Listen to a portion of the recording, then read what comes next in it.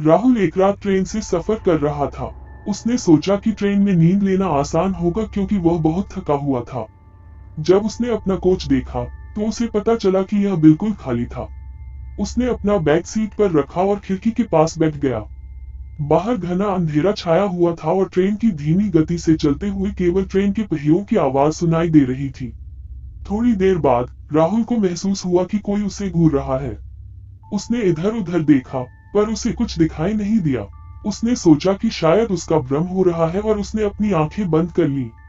जब वह सोने की कोशिश कर रहा था, तो उसे लगा कि कोई उसके सामने की सीट पर बैठा हुआ है। राहुल ने डरते हुए अपनी आंखें खोली, पर सामने की सीट खाली थी। उसने खुद को शांत करने की कोशिश की और दोबारा सोने की कोशिश करने लगा। थोड़ी देर बाद ट्रेन अचानक रुक गई। राहुल ने बाहर देखा, लेकिन चारों तरफ केवल जंगल ही जंगल था। उसने खिड़की से बाहर झांकने की कोशिश की, पर कुछ साफ दिखाई नहीं दिया। तभी उसने ट्रेन के अंदर किसी के चलने की आवाज सुनी। यह आवाज धीरे धीरे उसकी तरफ बढ़ रही थी। राहुल का दिल तेजी से धड़कने लगा। उसे लगा कि वह उठकर देखे कि कौन है, लेकिन उसके पैर जैसे जम गए थे। तभी ट्रेन की बत्तियां अचानक से बुझ गईं और सब कुछ अंधेरे में डूब गया। राहुल का दिल अब उसके कानों में सुनाई देने लगा था।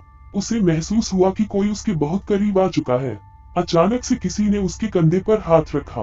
राहुल ने डर के मारे चिल्लाने की कोशिश की, लेकिन उसकी आवाज निकल ही नहीं पाई। उसने पीछे मुड़कर देखा और उसकी आंखों के सामने एक भयावह चेहरा था। वह चेहरा इतना भयानक था कि राहुल की सांस रुक गई।